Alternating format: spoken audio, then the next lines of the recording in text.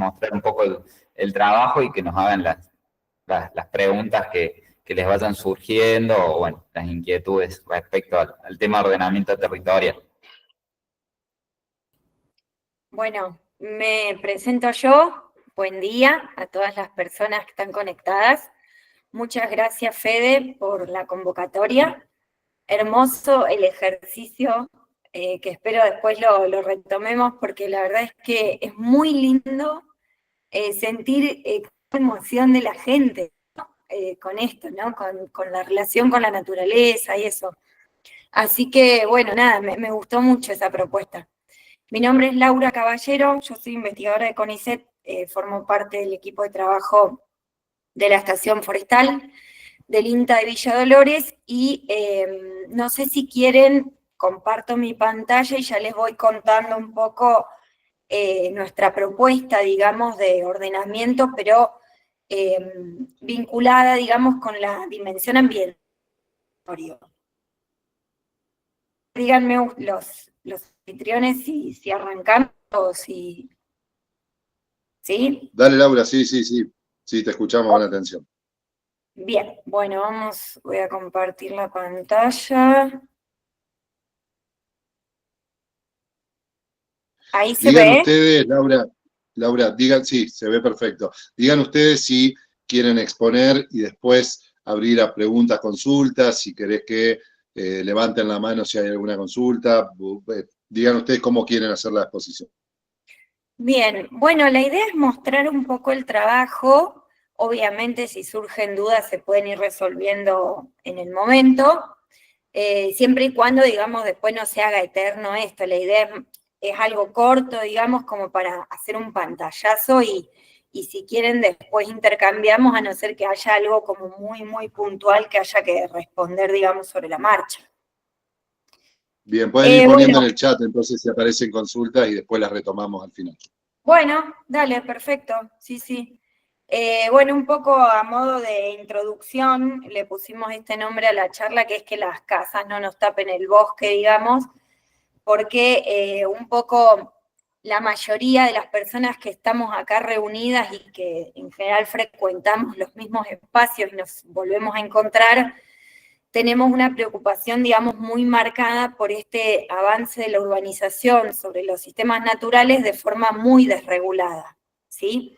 Entonces, un poco nuestra presentación y el título de la presentación va en línea con eso. Para arrancar un poco, les quiero mostrar las caras, digamos, que hay atrás de todos los mapitas que después vamos a ver. Hay 3 de las personas del grupo que estamos presentes, digamos, en este conversatorio, y que son, bueno, Dardo López, Francisco Alagia, que ya se presentaron, y después está Luján Ahumada, Nicolás Mari, que muchos ya lo conocen porque creo que estuvo en algunos talleres, Diego Pons y Martín Zárate. Un poco, entonces, ese es el equipo de trabajo que está detrás de esto, pero les quiero mostrar, digamos, una fotito, digamos, una imagen satelital de dónde nos vamos a estar focalizando, ¿sí? Que es del otro lado de las sierras, de donde están ustedes, y focalizándonos en 3 pueblos o localidades, donde hicimos un estudio de urbanización en concreto, ¿sí? Que son Los Hornillos, Villa de las Rosas y San Javier Yacanto. O sea que por ahora este va a ser nuestro caso de estudio. Lo que vimos en los últimos 20 años, o 21 años para ser más precisa, es que la población aumentó en un 150%, ¿sí? Pasamos de tener en estas 3 localidades 4.340 habitantes a tener 10.851 habitantes. Esto se dio por un proceso muy marcado que se viene dando también en todas las localidades del otro lado, digamos, del otro lado de la sierra donde están ustedes, que es la migración de mucha gente que escapa, digamos, de las grandes ciudades buscando una mejor calidad de vida y un contacto con la naturaleza. Pero esta migración de personas necesitan dónde habitar, entonces los que dispara son procesos de urbanización en el territorio, que muchas veces nos agarran desprevenidos, digamos, a los organismos de gestión, ¿sí? es como que muchas veces nos pasan por encima estos procesos. Por ejemplo, en estas tres localidades, ¿sí? En el año 2006, nosotros hicimos una georreferenciación manual de todas las edificaciones de la zona, o sea, fuimos poniendo un puntito arriba de cada casa manualmente, uno por uno, sobre una imagen de 2006 y detectamos 4.220 edificaciones. Mientras que en el año 2021 detectamos también, voy a ocultar ahí, 9.000.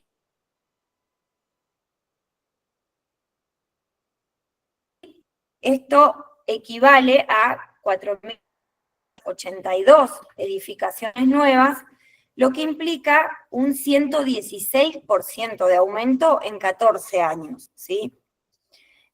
Poniendo un poco estas edificaciones nuevas sobre el mapa de ley de bosques, que es una ley, la ley 9814 en la provincia de Córdoba, regula el cambio de uso de suelo en sitios que están ocupados por bosques, ¿sí? Cambio de uso de suelo nos referimos con reemplazar la vegetación que está en un lugar por otra cosa, que puede ser por un cultivo, puede ser por una casa, puede ser por una ruta, puede ser por una toma de agua, etcétera, ¿no?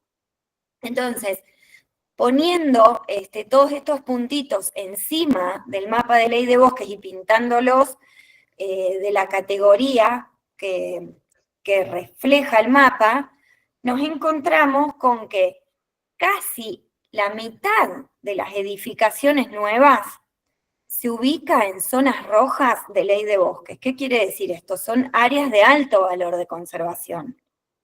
Mientras que la otra mitad, hay un 2% que se ubica sobre zonas de mediano valor de conservación, y la mitad sobre áreas que están fuera del ordenamiento territorial porque no estaban ocupadas por bosque. Este es un dato muy preocupante. ¿Por qué? Porque nos está de alguna manera mostrando que las autoridades locales de aplicación de la ley de bosques, que es la ley que regula el cambio de uso de suelo, no están interpretando a la urbanización como cambio de uso de suelo, cuando en realidad, cuando nosotros construimos una casa, estamos removiendo la vegetación, ¿sí? Y no solo la vegetación para poner la casa, sino que en muchos lugares se saca la vegetación nativa, se reemplaza por especies exóticas o se parquiza totalmente como si fuese un campo de golf, si nos pudiéramos imaginar, ¿no? Entonces, de alguna manera, lo que vemos es que en los últimos 20 años, la urbanización disparó, digamos, cambios en el uso del suelo a expensas de la vegetación natural. Entonces, un poco por demanda, digamos, en primer lugar del municipio de Nono, y después se sumaron otros municipios como Los Hornillos, San Javier, San Lorenzo, y etcétera, nos pidieron ayuda, digamos, justamente para ordenar este proceso, porque comenzaron a verse como sobrepasados, digamos, por esta dinámica que ocurre muy rápido, ¿sí? A nivel espacial. Entonces lo que hicimos fue hacer un diagnóstico ambiental.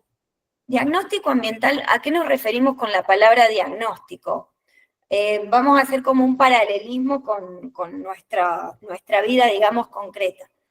Cuando nosotros tenemos una dolencia, en general, no toda la gente, pero acudimos a un profesional de la salud para ver qué nos pasa, ¿no? Y ese profesional nos revisa, a veces nos receta algún estudio, que puede ser una radiografía, un análisis de sangre, etcétera, y hace un diagnóstico y nos dice qué tenemos. Y nos recomienda un tratamiento. Bueno, en este caso el diagnóstico ambiental es algo parecido a eso, que es ver cómo está el ambiente hoy para ver si nosotros podemos sugerir un tratamiento que impida o que subsane de alguna manera si nosotros vemos hay algo que está mal o algún proceso, como en este caso puede ser la urbanización, que lo vemos que está avanzando de manera descontrolada, ver cómo podemos regular ese proceso. Entonces, lo que hicimos fue hacer el diagnóstico teniendo en cuenta, por ejemplo, arrancando desde abajo para arriba sería, ¿no?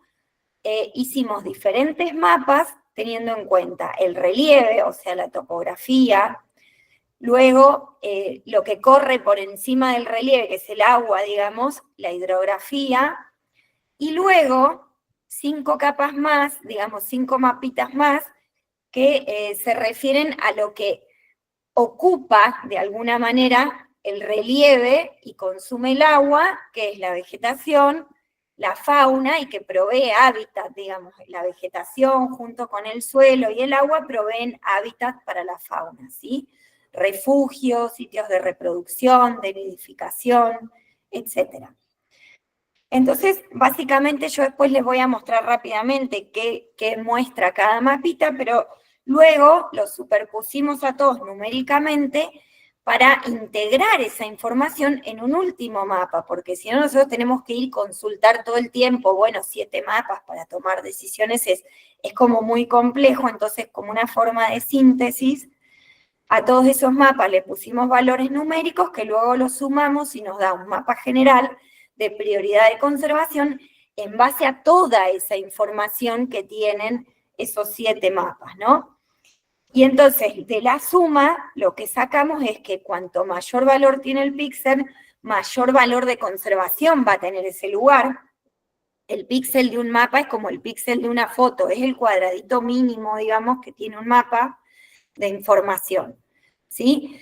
Entonces, la idea es que si tiene mayor valor de conservación, quiere decir que tiene más importancia para la vida, no solo para nuestra vida, porque no solo los seres humanos habitamos el territorio, lo compartimos con un montón de especies, vegetales, animales, de microorganismos, de algas, de hongos, etc. Entonces, si tiene mayor valor de conservación, tiene mayor importancia para la vida y por ende, mirándolo del lado inverso, quiere decir que tiene mayor impacto si nosotros lo intervenimos, ¿sí? Entonces, mayor valor de conservación quiere decir menos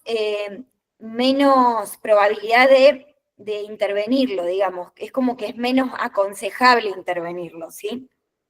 Entonces, un poco, para mostrarles rápidamente, lo que hicimos a nivel de la capa base, digamos, del suelo, del terreno, de la topografía, se basa en el criterio 9 de la Ley de Bosques, ¿sí? Que se denomina potencial de conservación de cuencas.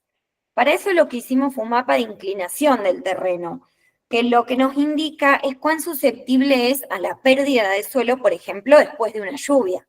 Si yo tengo el suelo descubierto, imagínense luego de un incendio, el suelo queda descubierto, en la primera lluvia lo que pasa es que se tapan todas las tomas de agua de los pueblos, todo ese suelo arrastra, digamos, la lluvia produce agua negra, que es que está arrastrando todo el suelo, ¿sí? Y cuanto más inclinado es, más velocidad toma el agua, entonces más suelo pierde, entonces es más vulnerable. Lo categorizamos en 4 categorías de pendientes, ¿sí?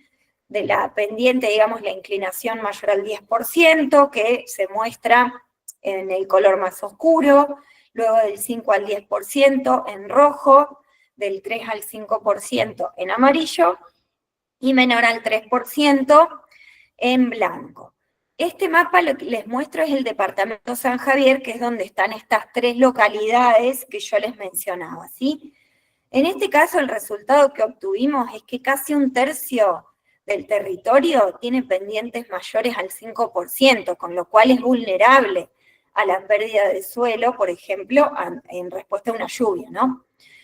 Mientras que casi el 60% del territorio tiene pendiente menor al 3%, que sería menos vulnerable, ¿sí? Que está como si fuese al oeste, digamos, a la izquierda de ese departamento.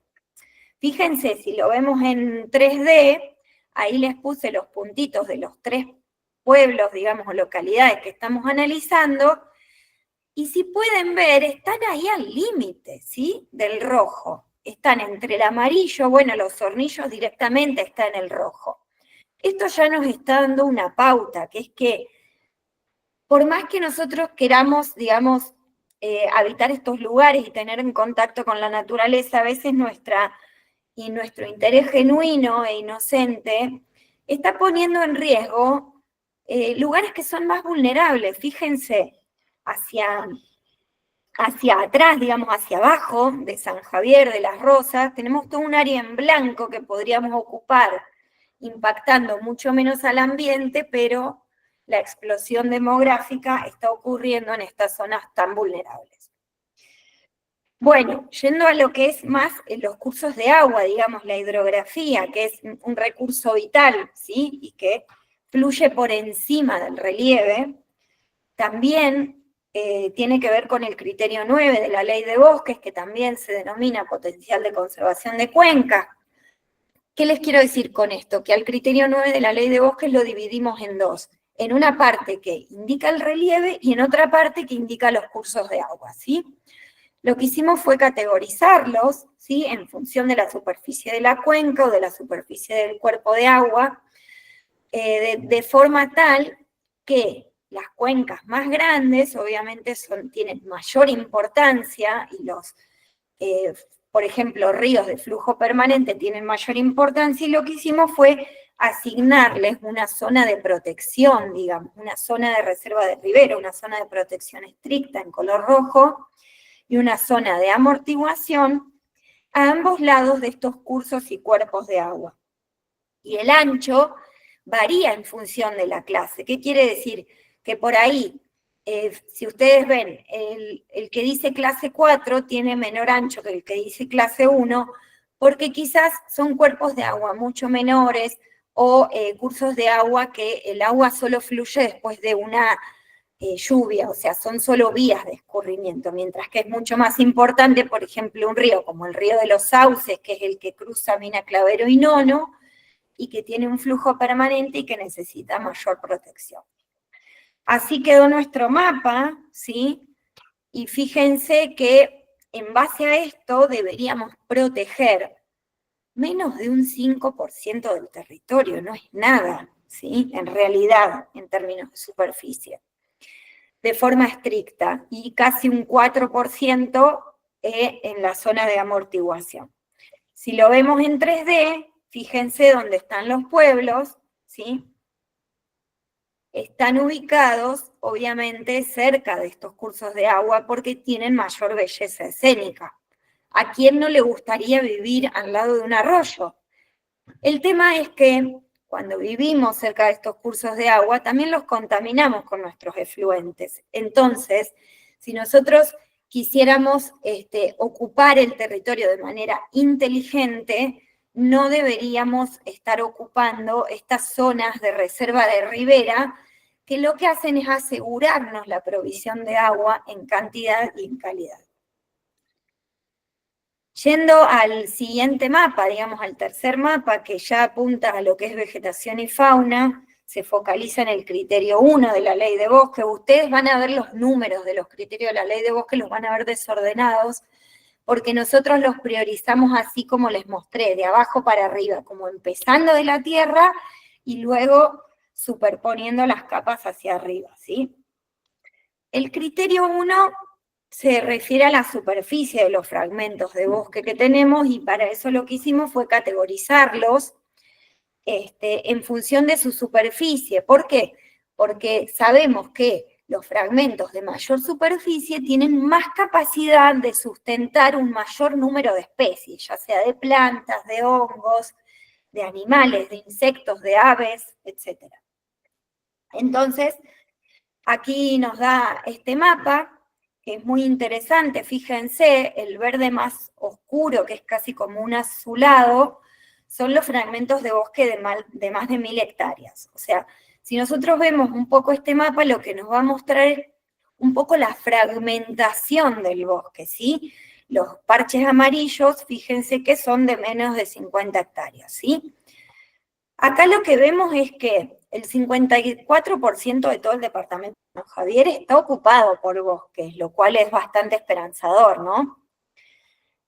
Y que el 85% de esos bosques son fragmentos de más de 1000 hectáreas, con lo cual todavía tenemos bosque muy conectado, y eso es muy positivo para la fauna, ¿no? A su vez podemos ver dónde está la fragmentación, que en este caso está muy asociada a lo que es, ahí está la ciudad de Villa Dolores, que es la ciudad cabecera del departamento, ¿sí? Y también hacia el este, porque comienzan, digamos, lo que son los pastizales de las sierras, y entonces el bosque se ve un poco fragmentado, pero porque hay un cambio de comunidad vegetal ahí, ¿no? Con la altura. Luego, continuando con estos mapas, que también apuntan a lo que es la vegetación y la fauna, tenemos el criterio 6 de la Ley de Bosques, que se denomina estado de conservación. ¿Qué quiere decir esto? Responderíamos a la pregunta, ¿cuán conservado o degradada está la vegetación en nuestro territorio, ¿no? Entonces también nos podemos preguntar si la vegetación actual es la que se desarrollaría en ausencia de disturbios. En esta foto podemos ver un lugar que tiene exactamente el mismo relieve y podemos asumir que tiene la misma lluvia, o sea, las mismas condiciones ambientales, pero que de un lado está totalmente desmontado y talado y del otro lado está de modo prístino, digamos, por así decirlo. Entonces, ¿qué quiere decir esto? Que de un lado está degradado, digamos, en la derecha de la foto, y en la izquierda está mejor conservado.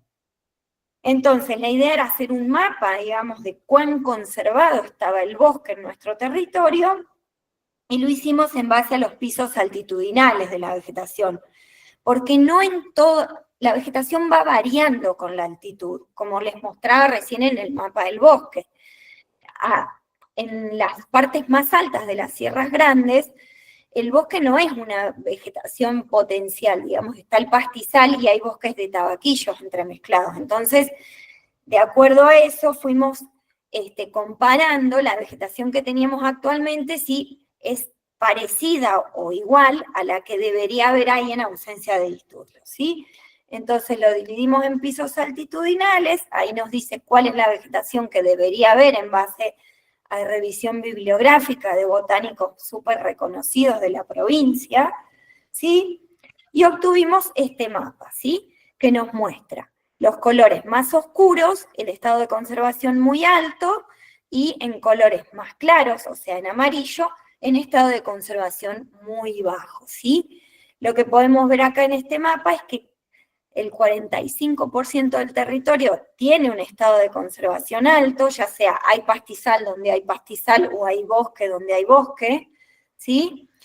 Mientras que el 15% del territorio está en un estado de conservación muy bajo. Si ustedes se fijan, las formas del amarillo nos muestran áreas de alguna manera intervenidas, ¿sí? Coinciden con áreas urbanizadas, con círculos de riego. Si ustedes ven ahí esos circulitos, son pivotes de riego, ¿sí? De algún cultivo, como puede ser garbanzo, alfalfa, etcétera, maíz.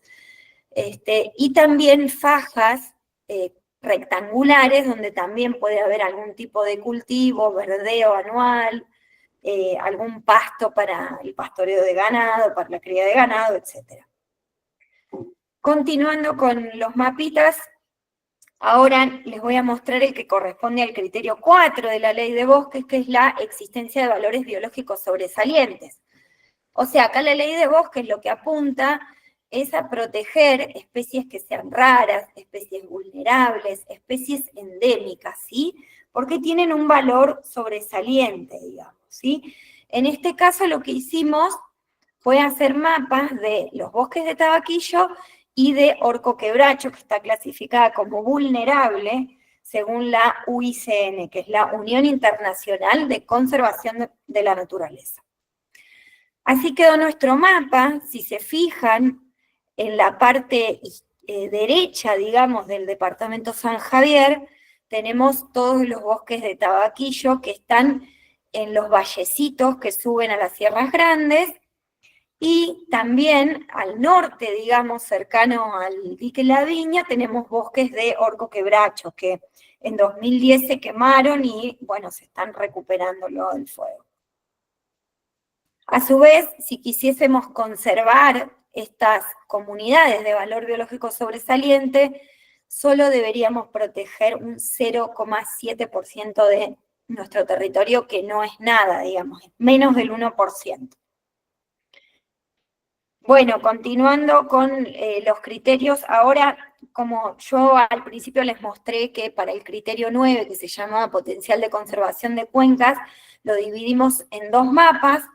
Para los criterios 3 y 5 hicimos al revés, los unificamos en un mismo mapa, ¿sí? Que son los criterios que apuntan a la vinculación de áreas naturales protegidas y a la integración regional. ¿A qué se refiere la integración regional? A que haya vinculación entre distintas ecorregiones. Las ecorregiones son comunidades vegetales que son diferentes porque, por ejemplo, cambia el suelo y cambia el ambiente. ¿Qué quiere decir esto? Que en lugares más húmedos voy a tener un tipo de ecorregión, en lugares más secos voy a tener otro tipo de ecorregión, ¿sí? Para esto, entonces, lo que hicimos fue mapas de corredores ecológicos que permitan vincular, ¿sí?, estas áreas naturales protegidas. Y esto apunta mucho a la fauna, ¿sí?, que se mueve por ahí entre áreas en buen estado de conservación y va usando las áreas protegidas o los relictos de bosque como piedras de paso, como, ¿vieron cuando tenemos que cruzar un arroyo y que vamos saltando de piedra en piedra, las piedras que emergen, digamos, del agua para poder pasar a la otra orilla? Bueno, los corredores ecológicos vendrían a hacer eso. Entonces lo que hacemos es tratar de unir parches de bosque que estén en buen estado de conservación con las áreas protegidas. A estos corredores les pusimos 400 metros de núcleo y 600 metros a cada lado de área de amortiguación. Acá tenemos entonces a nivel regional en 3 departamentos. Fíjense que al sur está el departamento San Javier, y se ve en rojo el núcleo del corredor y en amarillo la zona de amortiguación. ¿Qué hace este mapa? Intenta vincular el Parque Nacional Quebrada del Condorito y la Reserva Provincial Hídrica Pampa de Achala con reservas municipales y, por ejemplo, hacia la izquierda del mapa y hacia arriba, digamos, con el Parque Nacional, por ejemplo, Tras la Sierra, con la Reserva Provincial Chancaní, y hacia el sur con el Parque Nacional Sierra de las Quijadas, que está en San Luis. Estos mismos corredores no solo vinculan áreas protegidas a través de cursos de agua y de parches de bosque en buen estado de conservación, sino que también lo que hacen es vincular, como les mostraba, distintas ecorregiones. Si pueden ver, el amarillo ese clarito es una subregión de pastizales de altura que conecta con el Chaco Serrano, que está en verde más oscuro, y luego con el Chaco árido, que está como en un verde seco. Esos distintos colores nos muestran distintas ecorregiones que estamos también tratando de vincular. En este caso, para estos corredores deberíamos destinar menos del 2% de nuestro territorio a protección estricta y un 2,5% a áreas de amortiguación, ¿sí? Siempre se ponen a los costados de los corredores áreas de amortiguación para asegurar que justamente el núcleo esté bien protegido, ¿sí? Luego ya vamos con el séptimo mapa, que apunta al criterio 2 de la Ley de Bosques, ¿sí? Que se denomina vinculación del bosque con otras comunidades. Esto apunta a que hay muchas especies, sobre todo de fauna, que muchas veces pueden nidificar en el bosque, pero se alimentan, por ejemplo, en el pastizal o en un matorral. Entonces las áreas de contacto entre distintas comunidades vegetales suelen ser más ricas y suelen albergar una mayor diversidad de especies, no solo vegetales, sino también animales y de microorganismos y de hongos y etcétera, ¿sí? Entonces, lo que hicimos en este caso es hacer fajas alrededor de los fragmentos de bosque, ¿sí? En verde, fíjense que están todos los parches de bosque, y luego en distintos colores que van desde el rojo al azul, son franjas que se van alejando de los bosques, de manera tal que nos permitan conservar estas comunidades vegetales que son diferentes a los bosques, pero que son naturales, y que nos asegurarían la conservación de un mayor número de especies. En blanco están todos los sistemas, serían antropizados, que serían las áreas urbanas, los cultivos, las rutas, etcétera, y que por eso los sacamos, digamos, de este mapa, ¿sí?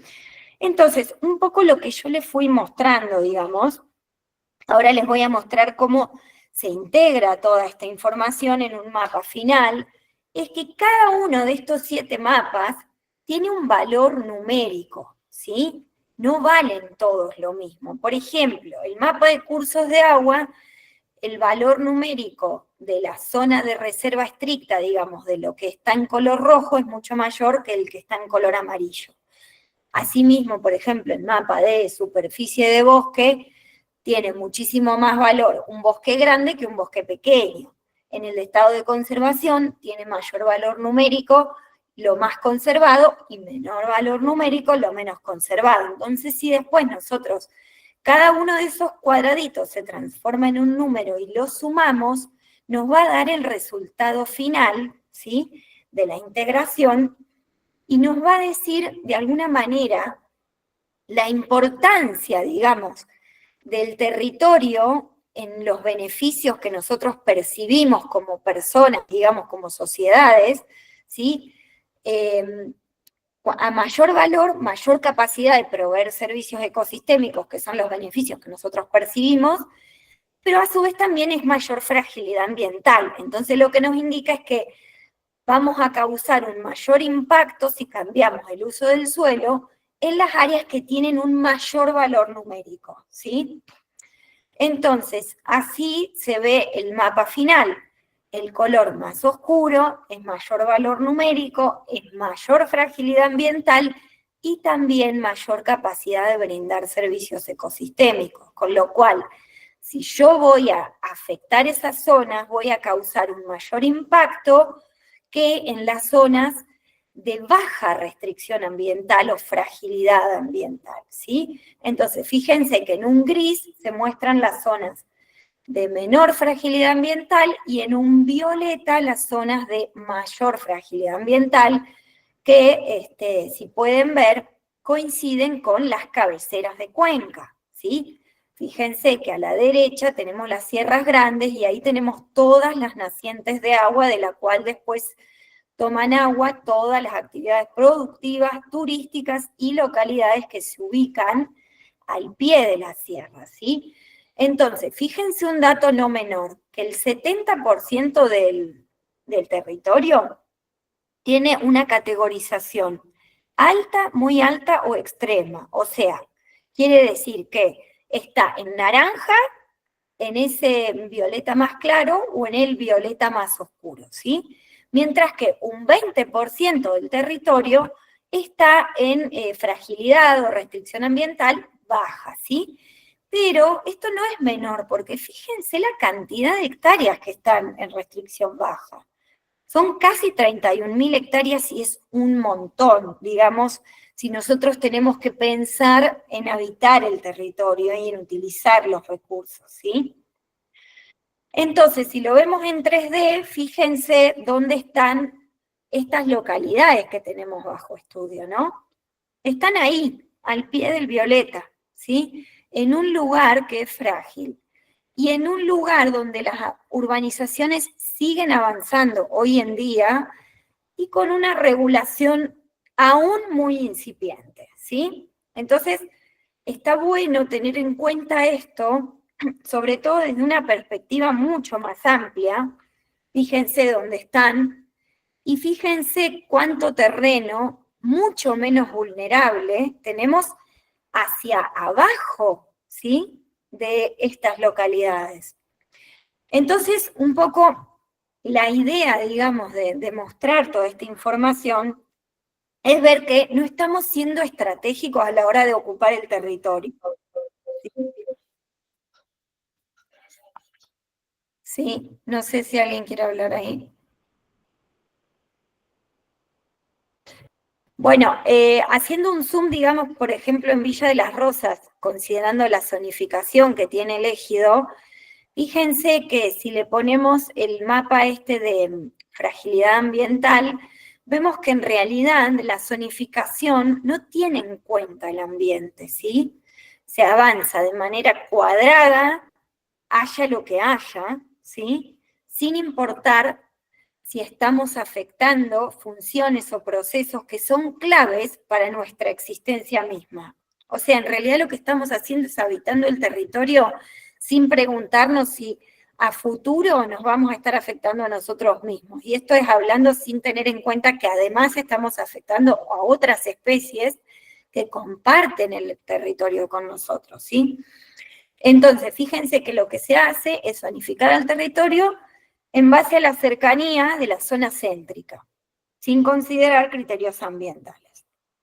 Entonces, un poco para ir cerrando, les voy a mostrar, estas son las publicaciones que sustentan, digamos, toda esta información, para cualquier persona que esté interesada en ir un poco más allá y leer más en detalle, digamos, toda esta metodología de trabajo. Estos mapas están disponibles en IDECOR, los pueden consultar, pueden mirarlos y tener en cuenta que también todos estos procesos siempre son perfectibles y se pueden modificar, puede haber errores, pero bueno, por lo menos representan un insumo de base para que nosotros podamos ver dónde no deberíamos urbanizar y dónde causaría menos impacto la urbanización, ¿sí? Entonces, un poco como para ya ir cerrando y abrir a la charla y al intercambio con ustedes, que va a ser lo más rico de hoy, quiero dejar esta reflexión, que me parece que igual seguramente ya lo han charlado, digamos, a lo largo de la diplomatura, que es que la realidad de hoy, esta vorágine, digamos, de avance de la urbanización desregulada totalmente y más regulada por el mercado, nos impone la necesidad de cambiar de paradigma. ¿Qué quiere decir esto? Que tenemos que abandonar nuestra costumbre de tomar decisiones a nivel individual. ¿A qué me refiero con esto? Que es que cada persona que adquiere un terreno, piensa, ay, pero yo con mi casa, ¿qué puedo hacer? No le hago nada. Pero el problema es que el territorio que vemos hoy es la suma de todas estas decisiones a nivel individual. Y de alguna manera, esas decisiones hay que ordenarlas, porque si no, nos vamos a estar perjudicando nosotros mismos como especie, ¿sí? Y ni hablar de las especies que comparten el territorio con nosotros y que sin comerla ni beberla nos tienen que soportar. Entonces, la idea es que construyamos un paradigma de decisión y de regulación colectiva, donde los estados tienen que liderar el proceso, porque no lo puede liderar, por ejemplo, gente que tiene intereses económicos, digamos, en el territorio, como pueden ser desarrolladores o loteadores, ¿sí? Entonces, un poco esa es la idea de esta presentación. Ahora voy a dejar de compartir, así ya, no sé si quieren hacer alguna pregunta o algo, o si Pancho quiere mostrar el caso de estudio de la cuenca de los Chorrillos, que por ahí les es más familiar. O sea, la metodología es la misma, pero les puede mostrar los mapas si les interesa, como ustedes quieran.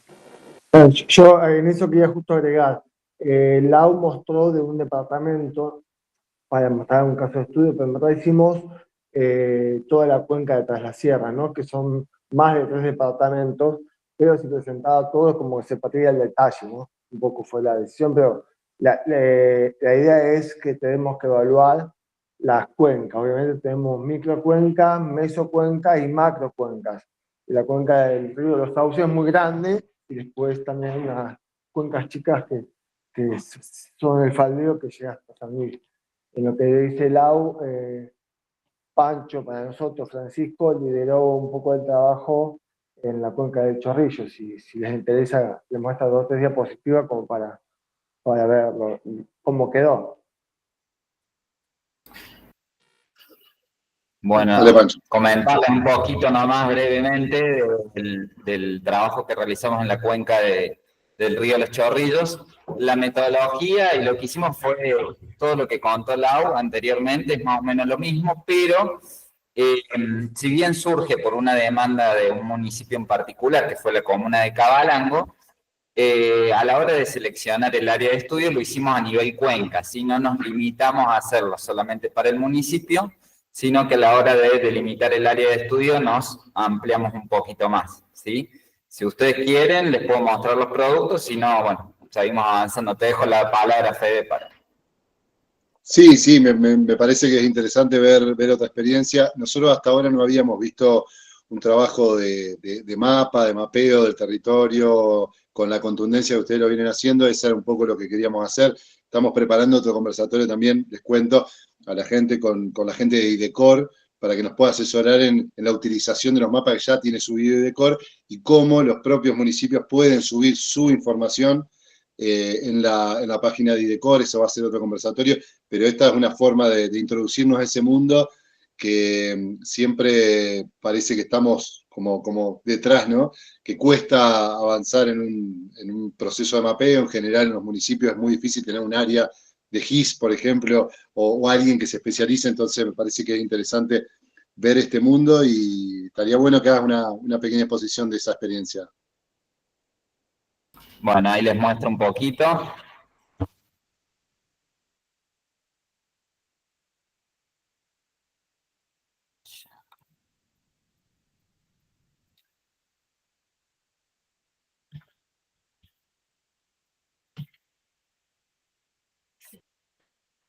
¿Se ve ahí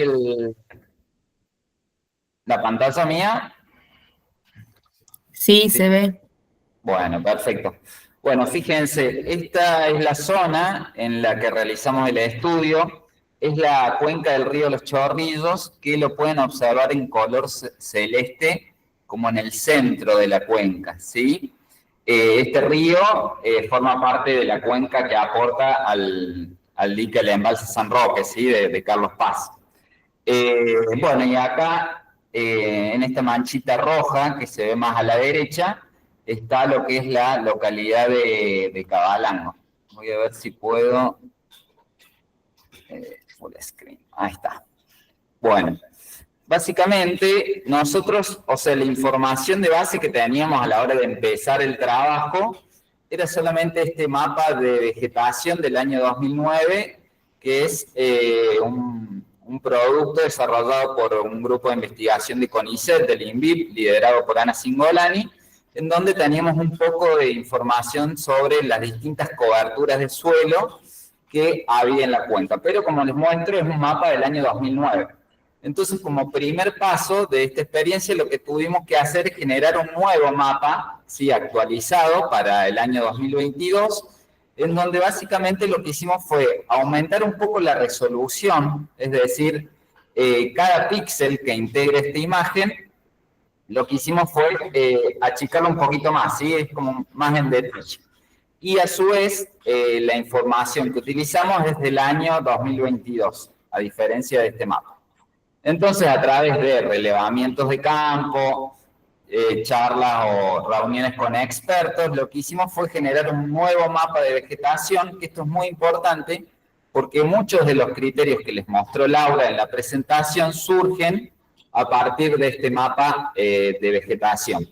Sí, entonces fíjense cómo fuimos mejorando, ¿sí? El detalle de algunas zonas. Fíjense en el mapa de Cingolani, cómo las zonas urbanas están delimitadas a través de polígonos de color violeta, así que los límites son como bien marcados, ¿sí? Como rectos, y en el nuevo mapa que realizamos, ¿sí? Los límites van un poco más, o son más acordes a la realidad, ¿sí? Son más difusos. Asimismo, fíjense, en color rojo, en este mapa vemos como los parches de comunidades exóticas, ¿sí? Que se ven muy chiquitos también por el año, ¿sí? Porque quizás en el año 2009 no había tantos parches de comunidades exóticas. Y fíjense cómo en este mapa ya pudimos detectar grandes comunidades exóticas dentro de la cuenca, que son plantaciones de pino, y algunas zonas urbanas que tienen mucha presencia de especies exóticas. Asimismo, pudimos diferenciar un poco mejor lo que son los parches maduros, que los pueden observar, parches de bosque maduro de bosque nativo, ¿no? En verdes más oscuros, ¿sí? En este mapa, fíjense en este también cómo lo fuimos mejorando, y algo muy importante que pudimos detectar, o que tratamos de detectar en este nuevo mapa, fueron los humedales o mallines que se encuentran dentro de la cuenca, que los pueden observar como en este verde un poco aturquesado, ¿sí? En estos sectores que les estoy señalando aquí o aquí. Fíjense que hay una gran cantidad de humedales que son ecosistemas muy importantes para la cuenca y para la provisión de agua en cantidad y calidad, ¿sí? Que en el caso de este mapa no estaban tan bien delimitados. Sí, entonces básicamente a partir de esa información y la información topográfica, hidrográfica que les mostró Laura, fuimos generando el mismo proceso. Fíjense, acá está la cuenca, con la diferenciación de las distintas clases de cobertura que se encuentran en la misma. Fíjense que el bosque maduro solo cubre un 9% de la cuenca y tenemos una gran cantidad de lo que nosotros denominamos bosques cerrados bajos, que también se podrían denominar matorrales, ¿sí? O son los espinillares generalmente que vemos. Y tenemos una gran área de pastizal, ¿sí? Que está por encima de los 1500 metros de altura en general. Esto después, obviamente, lo fuimos separando, esa información que generamos a nivel cuenca, también la recortamos a nivel municipio para ver, digamos, qué es lo que pasaba a nivel municipal en Cabalango, ¿sí? Y lo que fuimos haciendo fueron los mapas, ¿sí? Tanto a nivel cuenca, por ejemplo, este es el mapa que les mostraba Laura en relación a las zonas buffer de los cauces temporarios y permanentes, ¿sí? Esto lo recortamos también para Cabalango, el de pendientes, el de parches de bosque nativo, que por ahí cambiamos un poco algunas escalas, ¿sí? De los tamaños de parche de bosque, porque en este caso, por lo que pueden ver ustedes, está mucho más fragmentado, ¿sí? El bosque que entra a la sierra. El estado de conservación, la conectividad entre distintas áreas protegidas ubicadas en la cuenca, los valores biológicos sobresalientes, que si se acuerdan en base a lo que les había contado Laura, en el caso de Tras la Sierra, seleccionamos a dos especies muy importantes, como son los bosques de tabaquillo y de orco quebracho. En este caso, mantuvimos esas especies y agregamos los bosques de guindillo y los humedales como existencia de valores biológicos sobresalientes, ¿sí? Esto para Cabalango. El criterio de vinculación de bosques y humedales con otras comunidades naturales. Y finalmente generamos ese mapa final multicriterio en donde se realiza la sumatoria de las distintas capas, de los distintos criterios, para generar este mapa tanto a nivel cuenca, sí, del río Los Chorrillos, como a nivel del municipio de Cabalango. Sí, bueno, eso es un poco lo que hicimos en Cabalango. Es un proceso que no ha terminado, ¿sí? Empezamos con esta información base, ahora la Dirección de Ordenamiento de la provincia está avanzando con talleres participativos, ¿sí? En donde la gente está mapeando, están realizando un proceso de identificación de valores sobresalientes o de cuestiones más vinculadas con lo social o con lo económico, ¿sí? A nivel de cuenca. Y bueno, eso es un poco lo que les quería mostrar. No sé si tienen alguna pregunta. Genial, Francisco. Primero, muchas gracias. Importantísimo, me parece que nos aporta un montón en el proceso que venimos haciendo. Ya hemos hecho 3 módulos donde se trabajaron diferentes aspectos normativos, de conservación, de restauración, alrededor de las áreas de conservación y demás, pero esto me parece que da un aporte, y como cerraba Francisco, entender que siempre es parte de un proceso y que cada etapa da pie a que venga la etapa posterior. Es decir, gracias a esto también hoy se puede estar desarrollando, entre otros factores, un programa de ordenamiento territorial desde el Ministerio de Ambiente, de la Dirección de Ordenamiento Territorial, con un equipo técnico a disposición y con los 5 o 6 comunas y municipios que se han integrado, entendiendo este concepto de cuenca, ¿no? Así que ojalá que, bueno, estos procesos que son formativos por ahora puedan ir avanzando también a partir de tener estos datos y de poder contar con esta visión.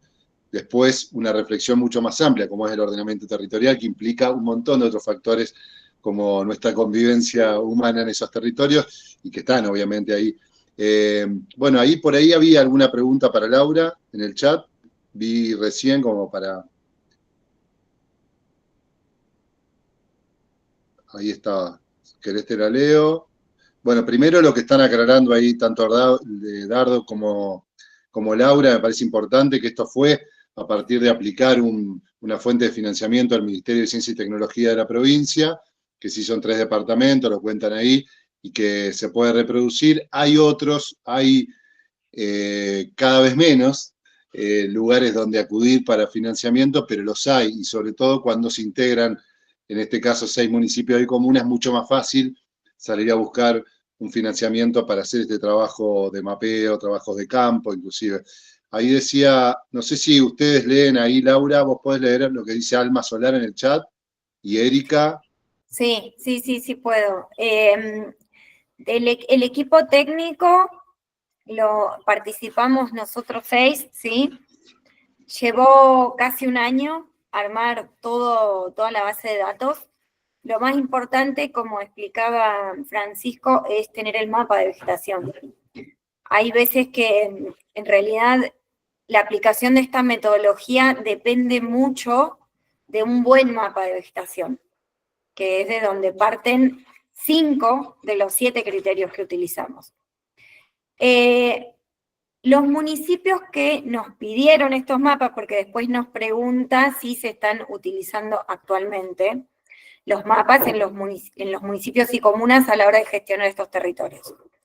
Les voy a contar brevemente una experiencia interesante, que es que Nono lo utilizó para elaborar su código de edificación. ¿Y qué les pasó a ellos cuando lo quisieron aplicar? Esto debe pasar en muchos municipios y comunas también del otro lado. Tenían loteos aprobados del año 45 aproximadamente en catastro provincial, y que eran lotes muy chicos, en áreas que por ahí eran, que habíamos detectado que estaría bueno no impactarlas, por lo menos con una urbanización densa y compacta, ¿cierto? Lo que hizo la asesora letrada, en el caso de Nono, que se llama Marina de María, es una abogada excelente, lo que hizo fue reducir el FOS, que es el factor de ocupación de suelo de los lotes. Y esto lo que hizo fue obligar a los loteadores, eran lotes muy pequeños, a tener que unificarlos. Como ya los tenían aprobados, venían y los corrían, digamos, por ese lado, pidiéndole, no, che, yo tengo mi loteo aprobado y lo quiero ejecutar. Entonces, la manera que ellos encontraron para que no tenga tanto impacto este loteo es reducir el FOS de manera tal de que se tuvieron que ver obligados a unificar los lotes, y entonces los lotes no eran tan pequeños, y eso lo que de alguna manera produjo fue una urbanización un poco más dispersa y de menos impacto. A su vez también ellos en el código plantean el tema de la cosecha de agua, por ejemplo, y del tratamiento de efluentes, por esto mismo de que realmente, digamos, el impacto de la urbanización, sobre todo en los cursos de agua, es muy negativo por el tema de la contaminación de efluentes. También tuvimos la experiencia de otros municipios que sí nos solicitaron la información, pero que no la terminaron aplicando. Digamos que en algunos casos se usa, digamos, de manera como de marketing, lamentablemente es así, y después no se lleva a la práctica. También es una realidad que en muchos lugares ocurre la urbanización de hecho. ¿Qué quiere decir esto? Que se urbanizan los lugares sin pedir la aprobación de planos, y ahí los municipios no tienen mucho que hacer más que poner una multa, porque no pueden obligar a la persona a decir, che, saca la casa. Entonces, como verán, digamos, la situación es muy, muy, muy compleja y lo que nosotros apuntamos justamente y que tendríamos que tratar de apuntar es que si cuando hay una decisión política de realmente regular el cambio de uso de suelo, esto tiene un efecto sinérgico, ¿sí? Y en los cambios se ven. Pero también tenemos que apuntar a concientizar a la persona que se viene a vivir acá y que tiene un capital y que compra. ¿Por qué digo esto? Porque en muchos lugares también lo que vemos es que a la gente le resulta mucho más barato comprar un terreno que está lejos del casco céntrico de una localidad, capaz que con el mismo dinero se compra un terreno 10 veces más grande y después lo termina subdividiendo con otra gente. Entonces se empieza también a jugar la parte económica, ¿sí? De qué acceso tiene la gente a la tierra y qué le conviene económicamente. ¿Qué pasa? Justamente los terrenos que son más baratos son los más frágiles. Y la gente los busca porque son más baratos y porque compra más tierra por un mismo precio. Entonces ahí la regulación es súper importante, porque si no, lo que al final termina ordenando todo, como siempre dice Pablo Riveros, es el mercado, ¿sí? Ahí sí o sí tiene que estar justamente la zonificación de los municipios, haciendo incidencia, digamos, de alguna manera marcando las decisiones de la gente, porque si no, no hay cómo competir con eso. Y tenemos que apelar a la buena voluntad de la gente, pero que por ahí invierte los únicos ahorros que tiene en su vida y quiere vivir en un lugar lindo. Entonces, la idea también es generar conciencia y decir, corrámonos un poco de lado y tratemos de elegir lugares donde vamos a vivir que no causen tanto impacto. ¿Por qué? Porque además también estamos afeando el lugar y estamos quitando la posibilidad a otras personas que disfruten de este lugar lindo, ¿sí? Entonces, bueno, un poco esas son las aristas, digamos, de una problemática súper compleja, digamos, que es el ordenamiento, que en algunos casos se aplica, en otros se usa de marketing, en otros casos se quiere aplicar, pero no se puede, digamos, es como que ahí tenemos que ir avanzando desde todos los frentes, desde las instituciones, la regulación, el consumidor, que sería la gente que compra, como para realmente tratar de habitar el territorio causando el menor impacto posible. Dardo, ¿estás con una pregunta ahí en espera? No, quería agregar dos cosas. Bueno, primero que dice Lau, por eso es tan importante este espacio y que es motorizado desde los municipios y las organizaciones, porque uno se va empoderando de cada vez más conocimiento, más información, que incluso cuando tienen el mapa de rojo, amarillo y verde, los municipios no sabían, te decían, mira, acá es rojo, pero no sé por qué. Entonces la idea nuestra fue aportar más herramientas de decisión y que además la gente visualice mejor. Che, mira, te querés hacer una casa en una pendiente de 40 grados, empinada al lado de un río, y eso, bueno, facilita la erosión, afecta botes de agua, etc. O sea, meterle más contenido y que la gente se apropie también del conocimiento, porque yo parto de la premisa que no somos malos.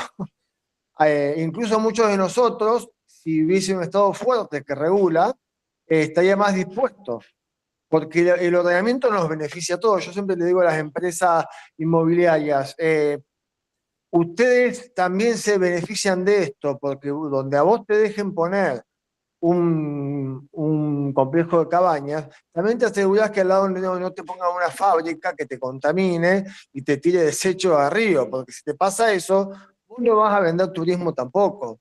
Entonces hay que hacer entender que un poco la tragedia de los comunes, lo que es de nadie, de todos, y no lo cuida nadie, pasa lo que pasa con el mercado. Por eso la función del Estado, de una organización superior, donde nos garantice, che, mira, no es que a mí me están restringiendo, sino están restringiendo a todos para un bien común e indirectamente para mi bien. Porque lo que yo pueda hacer en el territorio, también me van a preservar de que en 10 años no vengan y me encajen un matadero al lado o no sé, cualquier cosa que desvalorice tu propiedad por un lado, tu propiedad privada, porque esto no tiene que ver con ideologías. También el ordenamiento beneficia a la propiedad privada y al bien común. Y después remarcar eso, fíjense la diferencia que se veía entre los mapitas en la cuenca de los Chorrillos y de Tras la Sierra. En la cuenca de los Chorrillos estaba todo en prioridad de conservación media, alta, muy alta, ¿no? Y en cambio en Tras las Sierras tenemos un mayor degradé porque tenemos mucho más bajo, y es lógico, porque Cabalango está metido en el corazón de las Sierras Chicas. Y es por eso que todos los años tenemos problemas de inundación en las Sierras Chicas, problemas de incendio, porque mientras más interacción o interfase humana, ecosistema natural tengamos, más riesgo de provocar grandes inundaciones, porque cada vez hay menos capacidad de infiltración de las cuencas, entonces se va mucho más rápido, además del cambio climático que hace que llueva mucho más, y además más riesgo de incendio por ya sea accidente o no. Pero bueno, un poco quería mostrarle eso. Yo siempre digo, en Tras la Sierra todavía estamos a tiempo, tenemos la ventaja de un montón de cosas, entre ellas de que todavía nos paramos y vemos el bajo, que son importantes esos ecosistemas, pero son mucho más superficie y menos vulnerables en algunos aspectos respecto a la erosión, a la producción de agua, y que en un país donde nos sobra superficie, ordenar el territorio no debería ser un problema. No somos Europa, no somos China. Italia tiene más de 60.000 habitantes y tiene la misma superficie que Córdoba. Si no podemos nosotros, bueno, sería como un fracaso de nuestra generación, ¿no? Gracias, Dardo. Una cosita ahí quedó pendiente entre una de las preguntas, un tema que también ha sido recurrente por debajo y que estamos trabajando y que de paso cuenta la información, que tiene que ver con las líneas de ribera, y se preguntaba, cuando ustedes hacen el mapeo hacia ambos lados de los ríos, cuánto calculaban. De paso cuento que se está trabajando a partir de esta demanda que apareció de los municipios de comuna, desde la Dirección de Ordenamiento, en un convenio con el Colegio de Ingenieros, para poder trabajar en líneas de ribera, porque es un tema que siempre queda pendiente. Es muy difícil que el APRI a lo mejor actúe por su cuenta y genere la información de la línea de ribera, así que se está trabajando en eso como para que se pueda avanzar. Ahora lo pueden charlar, pero un punto también que tiro y que me parece atractivo en relación a esto de la consolidación de las zonas urbanizadas y cómo regular el precio. Parece que estamos atados, ¿no? Y me quedo con lo que decía Dardo, las personas son buenas, como decía el general, pero si se las controla son mejores. Hay una medida que muchas veces parece imposible de ejecutar, pero que es posible, que es, por ejemplo, aumentar lo están haciendo en zonas con mucha gentrificación, en Europa lo están haciendo, que es aumentar los impuestos a las viviendas ociosas. Eso es algo que genera un impacto porque por lo menos en algunas localidades, en otras no. Capilla del Monte es un ejemplo, que tenemos prácticamente un cuarto de Capilla del Monte en vivienda ociosa, porque son viviendas antiguas que han quedado, que están sin ocupación, y que a partir de una mayor presión impositiva sobre esa vivienda puede generar o la venta o el alquiler. Es decir, hay medidas que pueden favorecer a bajar el precio de los alquileres o de consolidar la parte urbanizada y no seguir extendiéndose hacia afuera. Esto lo digo como forma de inspirar o de estimular, que a lo mejor cuando pensamos una medida, una normativa, podemos ser creativos, buscar en los lugares también que han tenido ya esta presión mayor a la que hemos tenido nosotros, ¿no? Por ahí, Marce, vos tenés más o menos... Lorena, sí, Lorena está esperando, que quiere hablar. Te abro el micrófono, Lorena. Espera, porque seguís con el micrófono mudo. ¿Ahí? Ahí sí. Buen día, muchas gracias. Yo quería consultar qué especialistas debería conformar este equipo técnico para que las municipalidades puedan tener en cuenta, si quisieran abordar un trabajo similar, con qué profesionales necesitaríamos contar.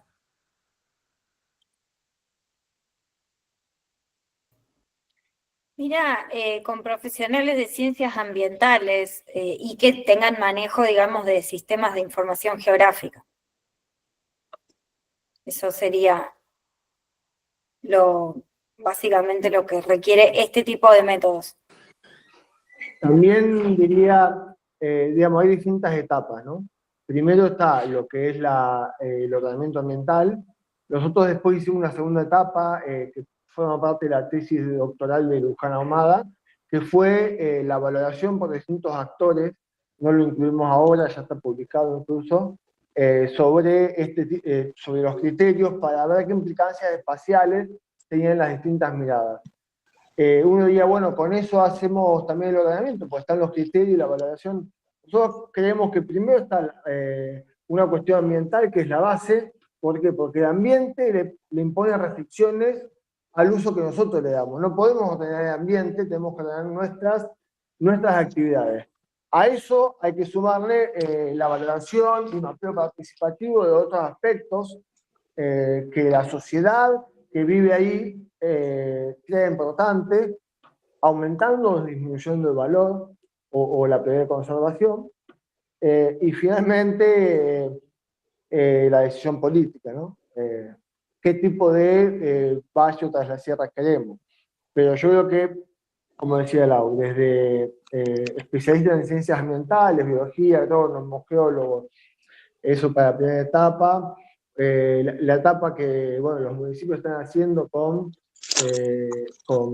la dirección de ordenamiento, también participar de las ciencias técnicos de las ciencias ambientales, pero también sociólogos y que en conjunto con las organizaciones se pueda generar esta información más compleja, ¿no?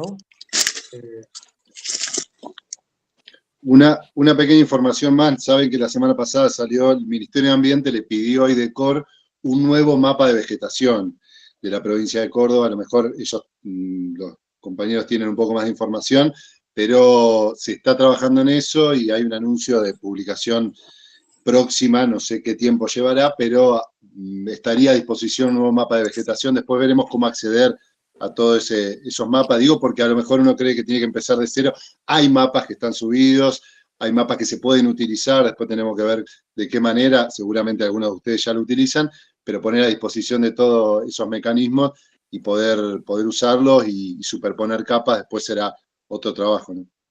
Sí, algo que se discutió en esa mesa primero que lo bueno de ese mapa que aportaba información todas las instituciones de Córdoba, de ciencias y técnicas, de CONICET, de Universidad, INTA, provincia, así que sin duda va a ser una base de datos muy buena. Ahora, eso mapea, eso servía para algunos criterios y además te dice la cantidad de cómo estamos hoy. Va a ser interesante comparar de 2007 a hoy qué pasó, ¿no? Desde que se promulgó la ley, acá sería 2010, porque también tenemos que evaluar que no sea regresiva la nueva generación, la revisión de la ley, ¿no? Que lo que quiero decir es, hay que estar atento de que no se use ese mapa como un nuevo mapa de bosque para volver a hacer otro ordenamiento, sino como una herramienta más para saber cómo estamos hoy, si mejoramos o empeoramos, y qué pasó y en dónde fueron. Zonas más vulnerables, como que sea bosque serrano con mucha pendiente y cerca de arroyo, o en zonas, la parte de bosque o el cambio del suelo ocurrió en otras zonas. Bueno, eso va a ser más que interesante y sin duda va a ser de buena calidad por esto, porque tiene mucha información de muchas instituciones. Liliana está haciendo una pregunta también.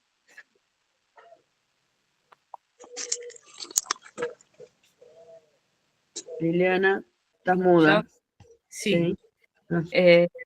Bueno, más allá de este convenio que la provincia tenga con el APRI por el tema de las líneas de ribera, me gustaría saber en estos ejemplos cuántos se tomaron para ríos, para arroyos y para cursos de agua temporarios. ¿Querés que te muestre la diapo? El ancho es variable. Va Sí. desde 60 metros, digamos, para ríos grandes que tienen una cuenca de captación de más de 20.000 hectáreas, y 15 metros a cada lado en los que son de flujo temporario, digamos. Ajá, ok.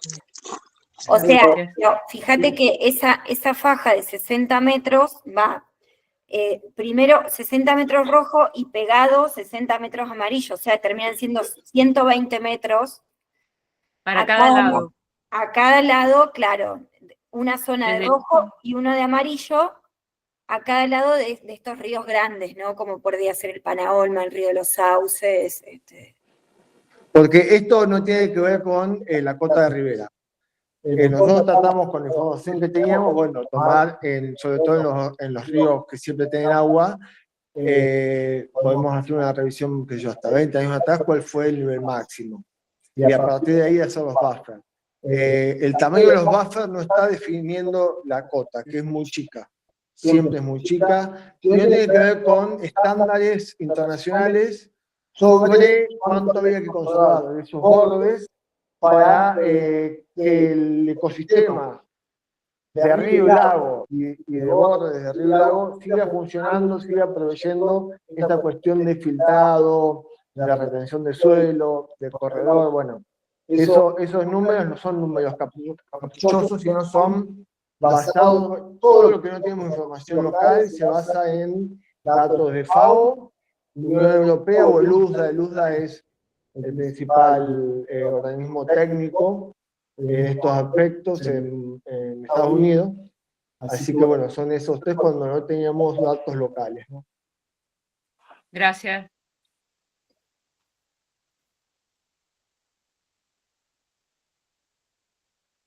Eduardo.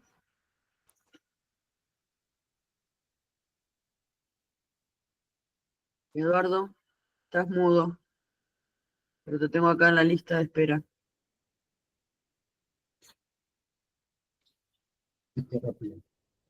Eduardo. Hola, hola, hola. ¿Me oyen? Ahora sí. Bien, bueno, ¿qué tal? Buen día a todos.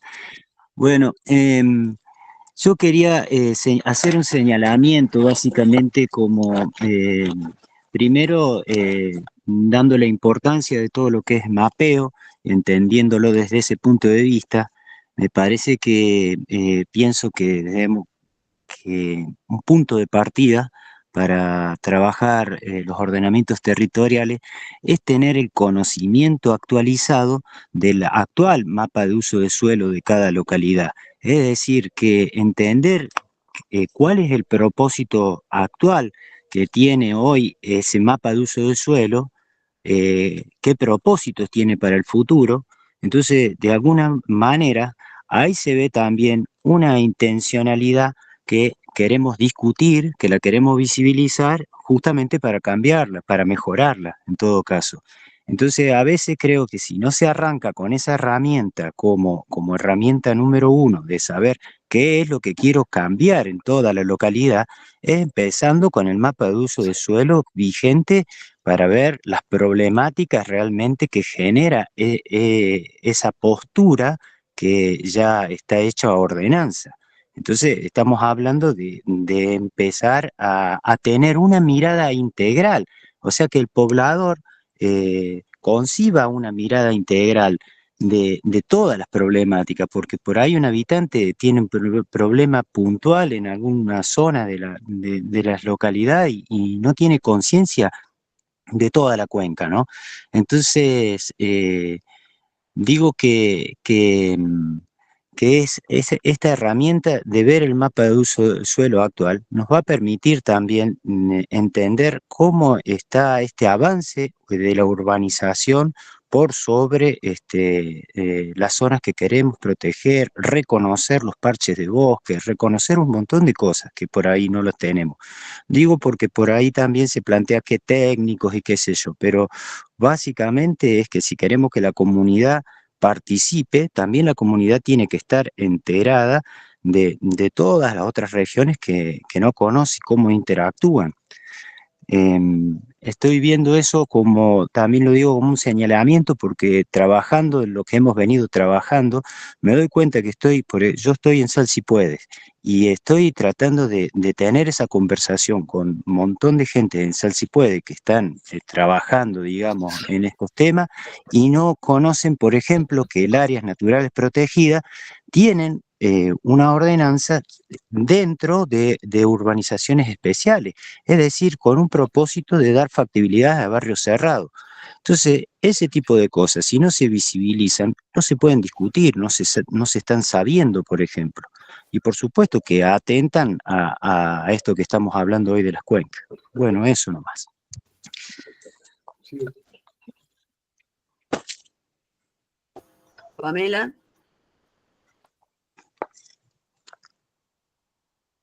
No estás muteado. ¿Se escucha? Hola.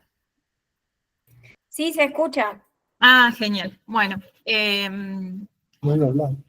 mi consulta me quedé con esto de los cursos de agua con respecto a estos anchos de 60 o de 15 metros para cada lado, con respecto cómo después se aplicaba en el territorio a la hora de qué pasaba con esos lotes a nivel, no sé si impositivo, a nivel de construcción, a nivel de prohibiciones, cómo lo fueron viendo en ese sentido. Bueno, en realidad las casas que ya están ahí no se puede hacer nada, digamos. Lamentablemente lo que ya está.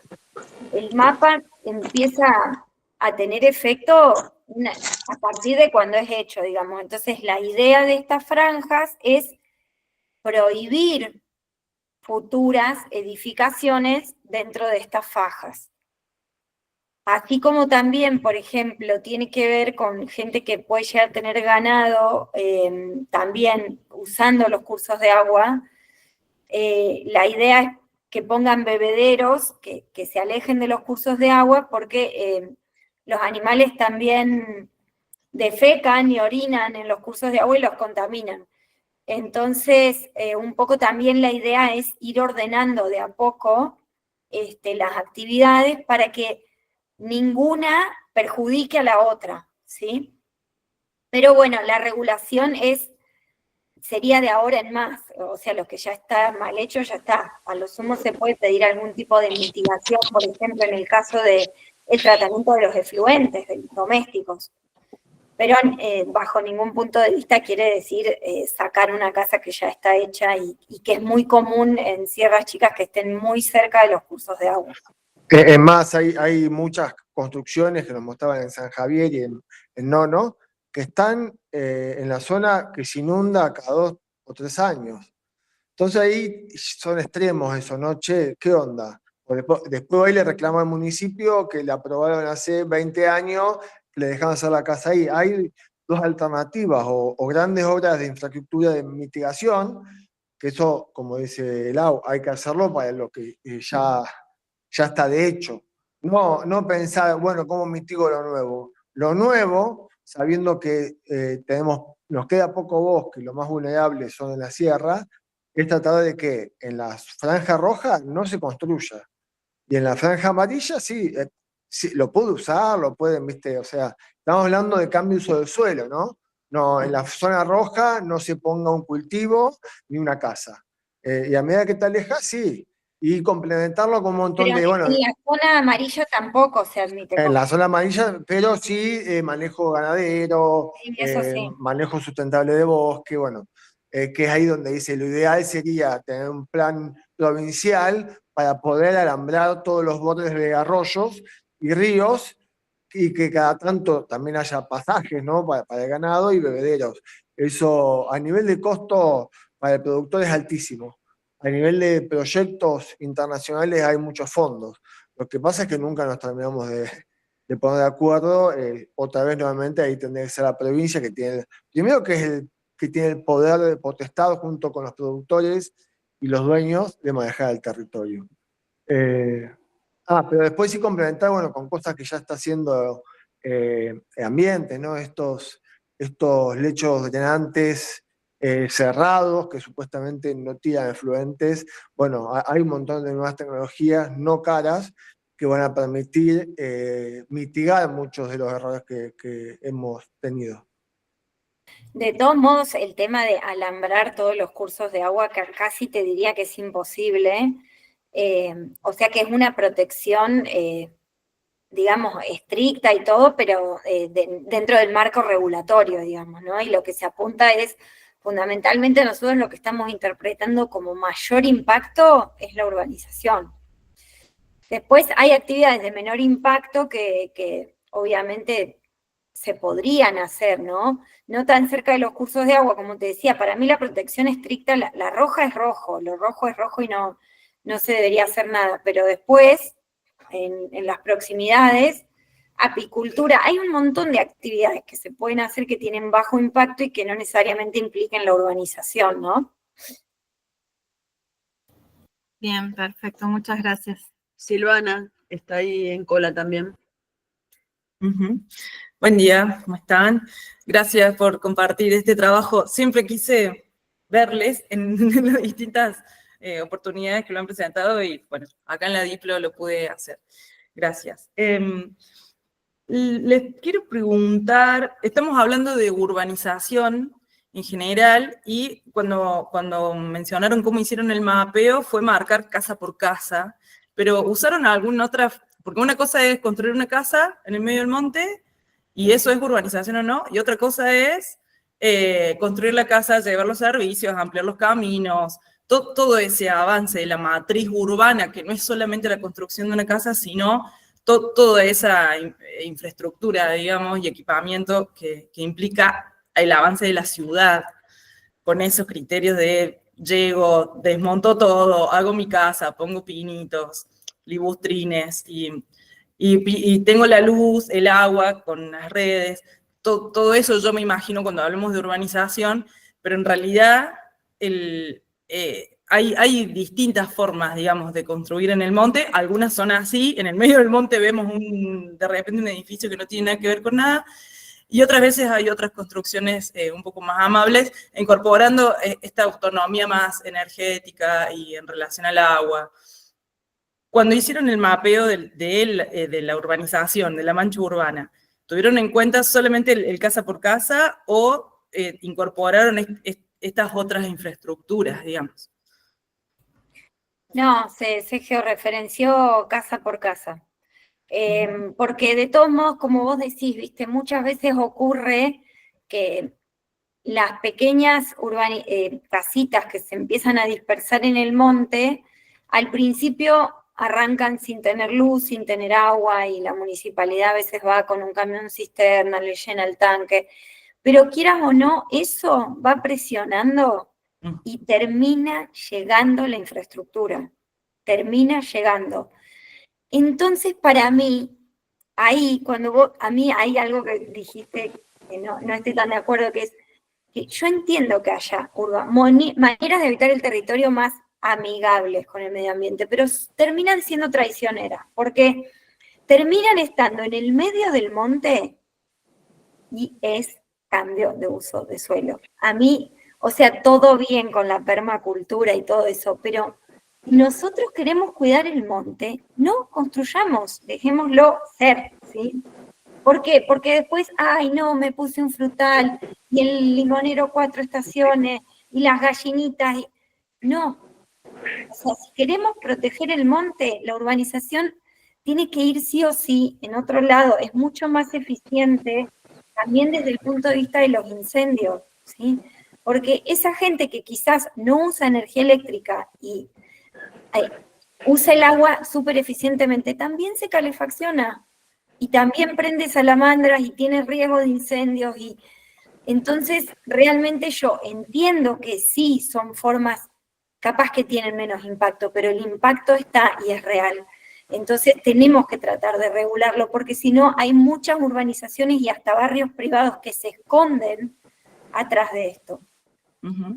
Y hay que diferenciar dos cosas, me parece, Lau. Una cosa es esto que vos estás mencionando, que gente como muchos de nosotros que quiere tener el menor impacto posible y a un lugar más lindo, aislado, termina disparando tarde o temprano ese tipo de... Hay tres grandes formas de crecimiento: el crecimiento en masa, se masifica el centro; el crecimiento tipo espina de pescado, viste, por algunos caminos, Claro. y después el crecimiento que salta, ¿no? Vos tenés, que obviamente es el que va a tardar más en generar urbanización, pero tarde o temprano lo va a hacer porque depende mucho de resto, y además porque para los bomberos representa un riesgo terrible. Entonces ellos van a bregar que haya caminos donde lleguen bien, porque su prioridad son las personas y las casas, no el bosque. El bosque, si se puede, se salva. Entonces, si hay una casita allá, por más que vos le digas, en Estados Unidos los que hacen eso firman un deslinde de responsabilidad que si se incendia, que no lo vayan a rescatar, por ejemplo. Bueno, en Argentina no somos así. En Argentina somos solidarios y por constitución los bomberos tienen que ir a salvar a toda la gente. Entonces ellos mismos van a pedir que se vaya caminos de acceso, después que la casa no tenga árboles alrededor de la casa, etcétera, etcétera. Distinto es el productor. Están las casas o los productores que ya vienen desde antes. Eso no sigue a cambio de uso del suelo porque el uso sigue siendo agropecuario. Y vivir ahí es una consecuencia de su estilo de vida. Distintos somos nosotros, que no somos productores agropecuarios. Algunos tipos de producción ayudan a mantener el monte. Por ejemplo, una ganadería de monte activo bien manejada corre menos riesgo que ese monte desaparezca.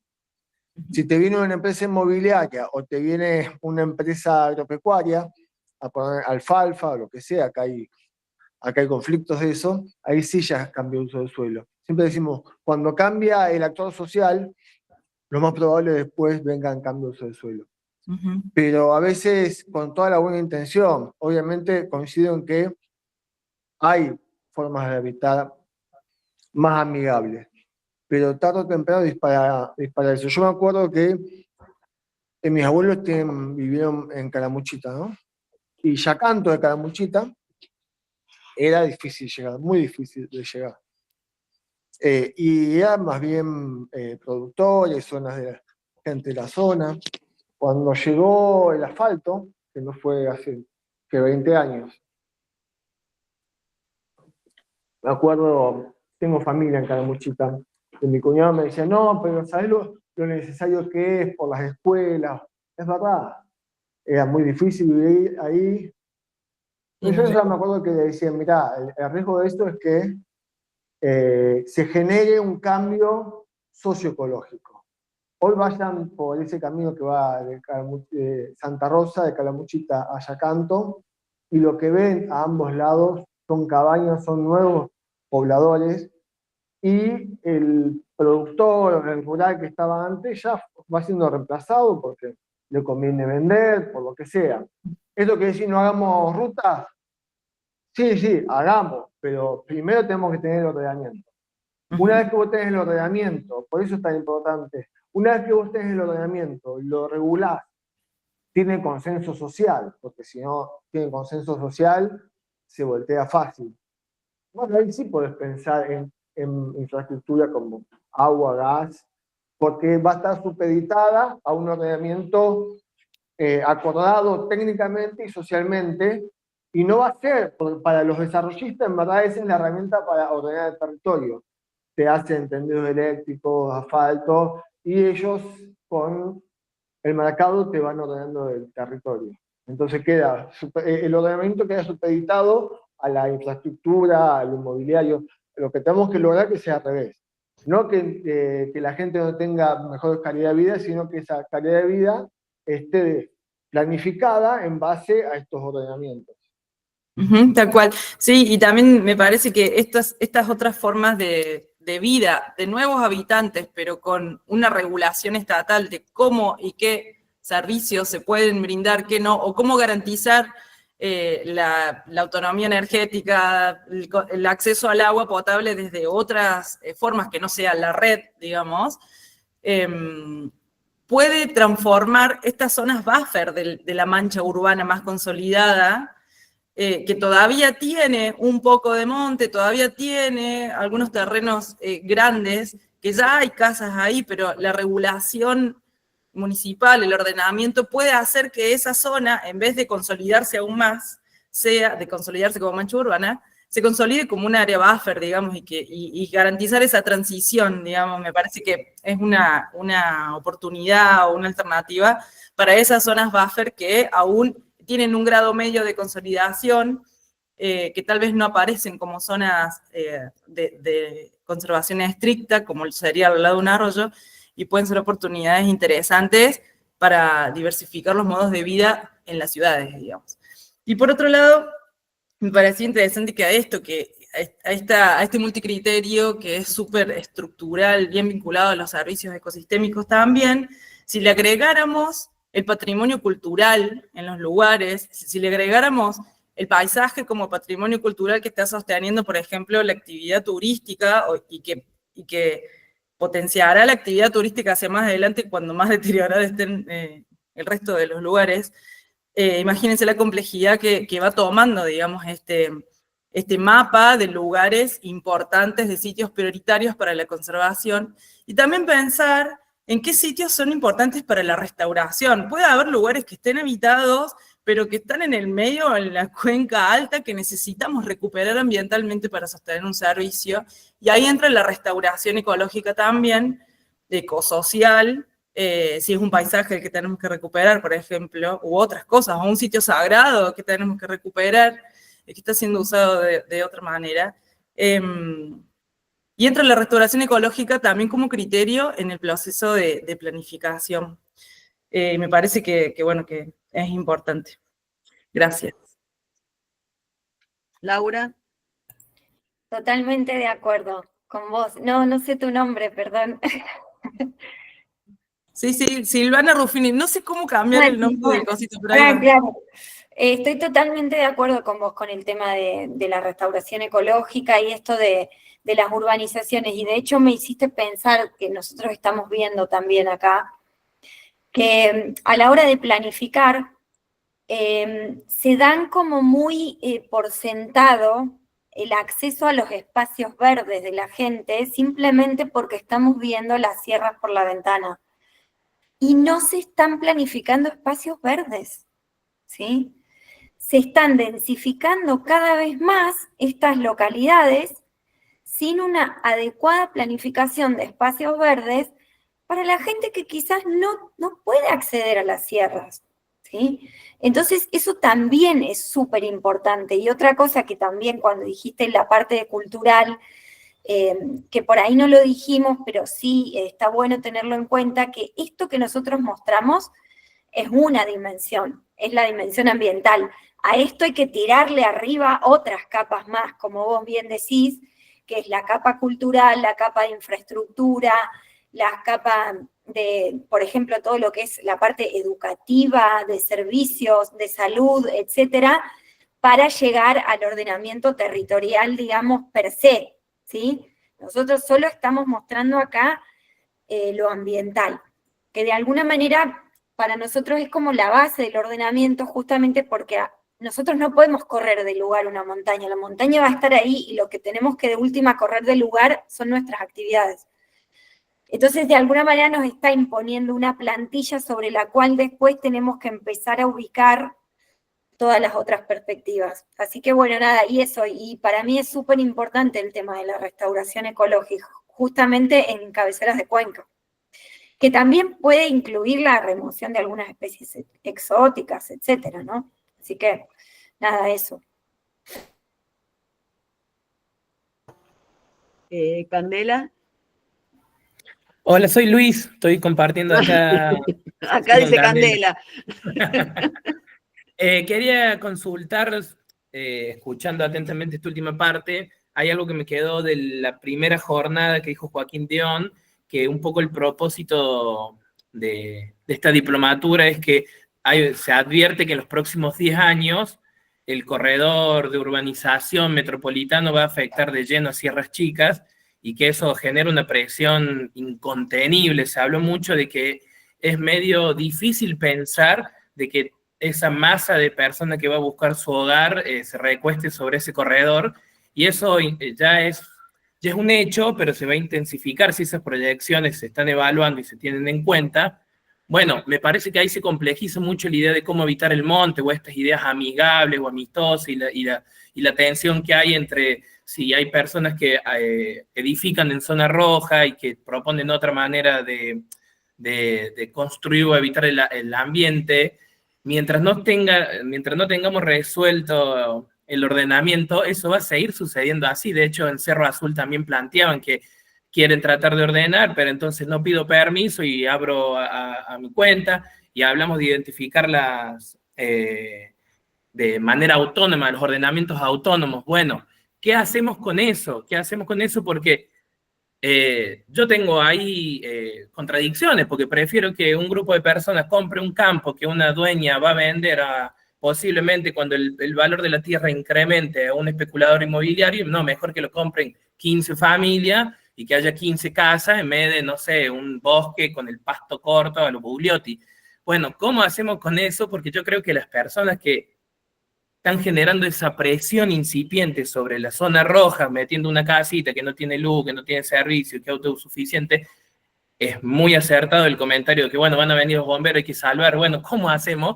Pero ¿qué pasa? Que si no hacemos nada, o sea, por ahí siento que la respuesta es, bueno, entonces, ¿cómo soluciono la necesidad habitacional o la manera de vivir o de habitar el mundo?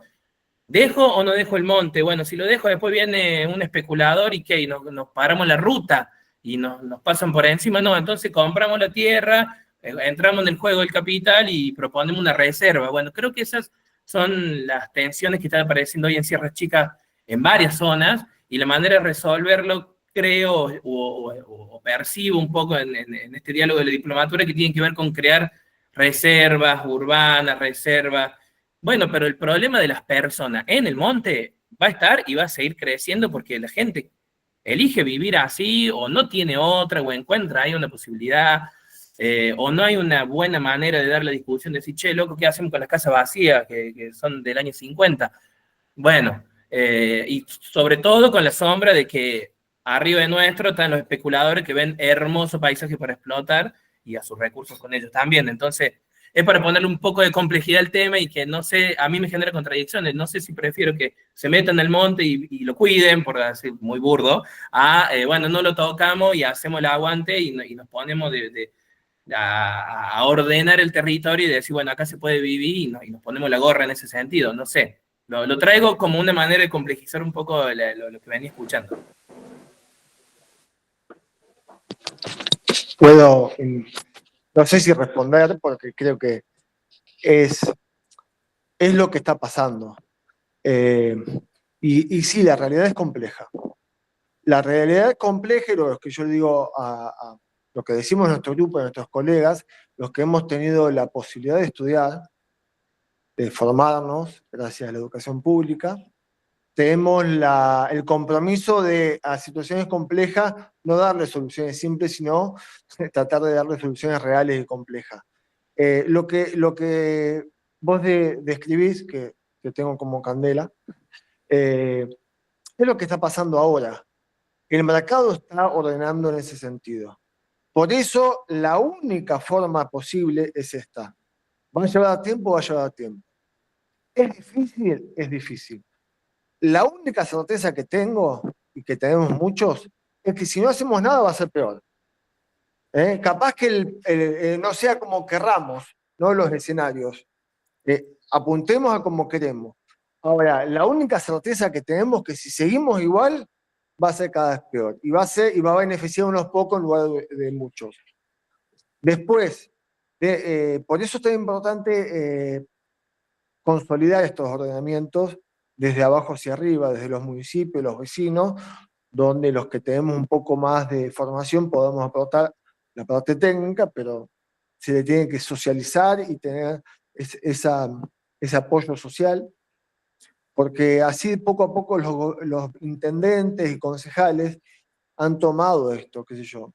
En el caso de Pablo, ha sido reelecto varias veces, ahora es funcionario. Nosotros tenemos el caso acá de de Mariano Ceballos, que tuvo toda la policía en contra del turismo, es más, le hizo juicio a varias empresas y lo ganó, y le han tirado, con esto no quiero decir que lo que hizo Mariano seguramente no fue perfecto, fue lo que pudo.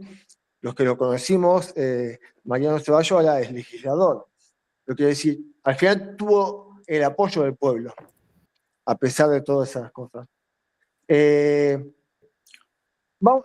discuten varias cosas. ¿Cómo queremos ordenar? Pero además lo social, ¿qué es esto? También queremos viviendas sociales. Y como Estado también tenemos que planificar eso.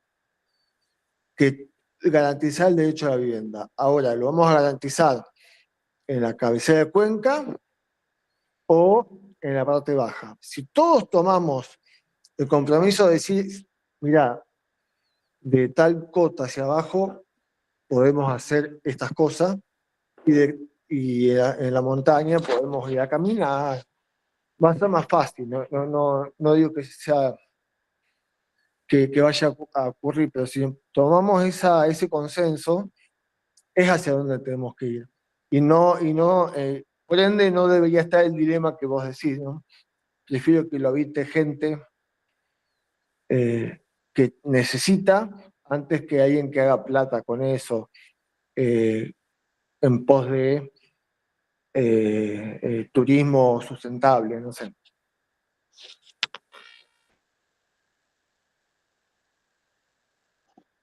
Bueno, gente, no sé, hay seguramente hay varias opiniones, aportes que se vienen haciendo, seguramente van a aparecer consultas, estos son disparadores muy, muy importantes que tenemos, y en las clases que duran 5 horas en general, tenemos más espacio. Nosotros hoy queremos pasar ahora en unos minutitos a los trabajos finales. Fue una estrategia interesante que se dio, esta de poder meter el conversatorio y poder ahora dialogar sobre los trabajos finales, empezar a planificar. Vamos a tener algunos aportes del equipo coordinador, pero me parece que aporta un montón para entrar en ese clima de proyección que tenemos ahora, para asumir nuestra responsabilidad como equipos técnicos de los gobiernos locales, organizaciones, instituciones, todos juntos acá para trabajar sobre la cuenca. Si les parece, hacemos, ¿cómo ves, Silvana, Caro? ¿Cómo quieren que sigamos? Si hacemos unos minutitos de pausa y pasamos a dar las indicaciones sobre los trabajos y a dialogar sobre eso. De una, sí, me parece bien. No sé si, Prosopis, si quedan algunas intervenciones cortitas y después hacemos un recreín y volvemos, sí, que tenemos mucho que compartir ahí sobre los trabajos finales. Sí, ahí lo único, pedirles que no se desconecten, ¿no? Apaguen las cámaras, micro, pero después seguimos en el mismo link, así no los perdemos. Prosopis, adelante nomás. Hola, bueno, gracias. Muy buena la exposición. Yo había levantado la mano hace mucho rato, pero me confundí, hice el aplauso en vez de la manito. Me quedé pensando, quería compartir un sentimiento, sensación, que es con respecto a esto del paradigma, y tanto me da la sensación como funcionarios, como habitantes o consumidores, que mencionaban en algún momento esa palabra, que somos de espacios urbanos, la mayoría, es como que aceptamos muy pasivamente, digamos, cualquier cambio cuando se trata de urbanizar. Por decirte, en una ciudad vivís en algún lugar y están por hacer un puente, un shopping o a cualquier mega obra, y bueno, ahí no importa si había un kiosquito, un almacén, se expropia y se hace. O si uno dice, bueno, yo toda la vida quise poner acá un bar o un boliche, bueno, pero mira, acá no es zona de ruido, lo tenés que hacer más allá. Es como que los códigos urbanos los aceptamos muy pasivamente, y a la hora de ordenar el territorio y respetar elementos como es el relieve, el río, la vegetación, bueno, pareciera que el derecho individual es el que más prima y bueno, el loteo tiene un derecho porque está hace 40 años, cuando en otros casos se levanta como, bueno, sin ir más lejos, la autovía, ¿no? Por ejemplo. Entonces, me parece que en eso siempre va a haber disparidad de criterios, es una construcción colectiva, pero elementos como relieve, como hidrología y un elemento de la Constitución que es el derecho colectivo prima sobre el derecho individual, debiera ser ya elementos suficientes para poder frenar cualquier urbanización en un loteo, por más que esté aprobado en catastro hace 40, 50, 80 años, que todos sabemos que fueron decisiones que tienen 100 años, 80 años, hechas en lugares con criterios llanos, me refiero, no tenía en cuenta la montaña, y si se tenía en cuenta la montaña, muchos urbanistas eran o italianos o españoles que, si bien están acostumbrados al relieve, la dinámica del agua no tiene nada que ver con la nuestra, ni el tipo de lluvia. Allá los ríos son más de deshielos, otra cosa, ¿no? De hecho, los urbanistas ven cada curso de agua como una vía de comunicación vial. En Córdoba, capital, todos los lugares de agua son comunicaciones viales. Bueno, fue un paradigma que imperó el siglo XX y me parece que es fundamental ser creativos y no que sea un derecho adquirido, un loteo que tiene 80 años hecho en un escritorio. Porque la situación del siglo XXI, a un cuarto que llevamos de es totalmente diferente. Entonces, para algunas cosas se pone el grito en el cielo, como, bueno, yo tengo este loteo de mi abuelo, puedo hacer acá lo que quiera, no sé, por decirte, y para otras, como una autovía, como cambiar de actividad en una ciudad, es como que no se dice nada. En un momento, Laura, que bueno, me encantó la exposición, dijo, en las casas hechas, en el curso de agua, que acá en Sierras Chicas casi todas las casas terminan sobre la orilla del río, dice, no se puede hacer nada. Bueno, sí, puede haber un código urbano que obligue a ese vecino, o lo ayude, o lo estimule a criar vegetación de ribera en una franja de su lote. O sea, me parece que ya hay que dejar esas reglas medias rígidas que tienen más que ver con códigos urbanos, con desarrollos territoriales antiguos que no tenían en cuenta para nada nuestro ambiente, y bueno, para algunas cosas, como digo, se hacen mega inversiones, mega movimientos, se cambia de paradigma de un segundo para otro, y para otras, como respetar un río, bueno, parece que es imposible. Entonces, bueno, ese era un poco más un pensamiento que quería compartir. Gracias. Estoy 100% de acuerdo con vos, o sea, tenés razón.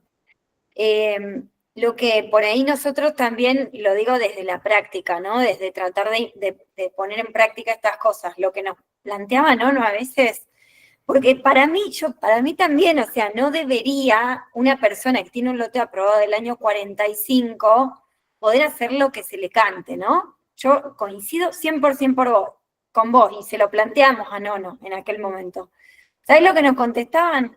Sí, bueno, pero viene el desarrollador y nos dice, vos me estás haciendo una expropiación inversa, comprame las tierras.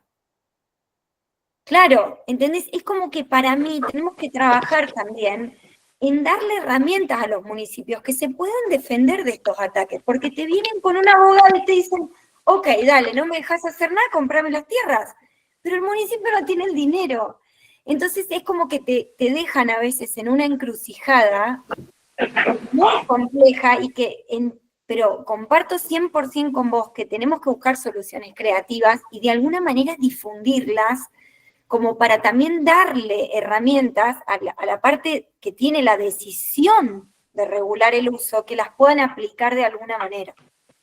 Ahí, perdón, quería compartir una experiencia. Yo trabajé unos años en CEPUA, que es un Consejo de Planificación Urbano Ambiental, claro, en Villa Carlos Paz. Es un ejido muy pequeñito y hay mucho dinero, la verdad. Pero bueno, se aplicó una herramienta municipal que fue una tasa municipal para comprar la montaña. Digamos, se declaró área protegida municipal el cordón montañoso que va de San Antonio de Redondo a La Calera, que es 1/3 de ejido. Al declararlo, además que era zona roja, área protegida municipal, ya el propietario no podía hacer nada, y se creó esta alícuota, y creo que es la única tasa municipal que se le agregó al vecino y no hubo nadie que se quejara. Fue una, digamos, aceptación masiva pagar esta tasa que solamente iba a una cuenta para ir comprando poquito a poco las expropiaciones de la montaña. Y sí, lo entiendo. También en ese caso se hizo un área protegida norte, que era colindante con Santa Cruz del Lago, y era un barrio medio cerrado, medio abierto, y en la audiencia pública todos los propietarios, que era vivienda de segunda residencia, de gente de clase media alta, ahí en el Club de los 400, bueno, hablaban como si les cortáramos las alas del sueño de su vida que habían ahorrado, y decíamos esto, bueno, si vos te compraste una casa en un terreno que ahora, en una zona que ahora se declara área protegida, y bueno, como pasa el ordenamiento masivo, digamos, de colectivo y público, tiene que velar por el bien común. Como te digo, a lo mejor yo quise poner un bar en un lugar y era mi sueño, y después el municipio decidió que esa es zona de educación, y bueno, tendré que cambiar de plan. Dardo está respondiendo ahí varias cosas a la vez. Cierran si quieren ahí, Francisco, y los liberamos también a ustedes para poder seguir, pero si querés aprovechar ese momento. No, yo solo aportar, bueno, creo que el caso del CEPUA de Carlos Paz, si bien Carlos Paz no está en el ideal de ciudad que la mayoría de nosotros pensamos, creo que es un buen ejemplo porque el CEPUA es un ente, digamos, que se dedica al ordenamiento, está integrado por distintos sectores de la sociedad y, bueno, ha generado acciones concretas como es el tema de la tasa para comprar la montaña, porque no encontraron, digamos, otra alternativa para protegerla. Entiendo que se buscaron otras formas de evitar la construcción en la montaña que había avanzado sobre un sector, pero se vio que no se podía avanzar en esas políticas, entonces directamente se buscó la expropiación creando una tasa. Creo que va un poco de la mano de lo que decía Laura, de que hay que buscar soluciones creativas. Y es importante crear, digamos, entes o direcciones concretas en los municipios dedicadas al ordenamiento. O sea, el Estado tiene que estar presente y no podemos dejar estas decisiones libradas a la individualidad, digamos. Debemos hacerlo colectivamente y el ente tiene que ser el regulador de todas estas decisiones. Gracias, Francisco, gracias, Laura, Dardo, a todo el equipo. Yo solo sabemos puedo que hacer un último comentario. Dale. Ahí compartí, hace poco, el año pasado, salió una noticia que acá en San Luis, acá nomás, habían hecho una reserva de usos múltiples, lo cual restringía para loteo y eso, pero era un bien común. Quiero decir, yo acuerdo con todo lo que se dijo acá, que el bien común debe estar por encima del bien individual y que la provincia tiene esa potestad. A veces la justicia lo entiende así, a veces no. O casualidad, 2023, que hizo la justicia, había ganado acá en la provincia, lo eleva los privados a la Corte Suprema y, o casualidad, en estos nuevos vientos de políticos, la Corte Suprema dice, no, eso es expropiación invasiva. Y entonces el municipio tiene que comprar esa zona. Bueno, ese es una lucha legal que hay que dar, pero es una lucha legal que solo se gana con la gente, con las bases consolidadas y también con el mensaje de que el ordenamiento no es para perjudicar la propiedad privada, porque siempre ven un solo lado, es como vos decías, se me cerró el celu, por eso no puedo, no me ven. También asegura que al que tiene esa propiedad no le encajen cualquier cosa al lado. O sea, es un costo-beneficio y eso es lo que tenemos que empezar a hacer docencia. Porque claro, yo quiero que me dejen construir, pero que después alrededor nadie me meta nada. Y te empezás a quejar, viste, che, mirá, aquel me puso un matadero, aquel me puso una industria, bueno, es mucho más complejo, pero hay que hacer un poco de docencia y buscar el consenso social, porque si no, la justicia a veces tiene vientos políticos medio difusos. Buenísimo, gracias compañeros, la verdad, buenísimo que hayamos podido concretar esta experiencia y bueno, después seguiremos a medida que avancemos con la diplomatura y haya posibilidad de interconectar con el equipo de ustedes, seguramente van a quedar consultas y demás para seguir haciendo. Un abrazo enorme y muchísimas gracias por estar. Nosotros nos quedamos, quédense conectados, hacemos 5 minutos para calentar el agua, ir al baño y demás y seguimos. Gracias. Esperen, definamos la hora de regreso. 5 a las 45, Sí, ¿les muy parece bien, bien? Silva. Un poquito más, Fede. Sí. ¿Y 45? ¿Claro, Sí. Fede? Probablemente ¿Cómo no les llegue parece? todo, pero No sé sí. si se escucha ahí. Sí, estás diciendo que sí. Bien. Que sí. Bueno, entonces Puede les ser como volvemos. muy tarde a las -10, 12 menos 10, que nos encontremos, ¿sí? Así tenemos momentos de participación, de ir hablando como varios temas, ¿sí? Ya, es una. Nos vemos. Gracias.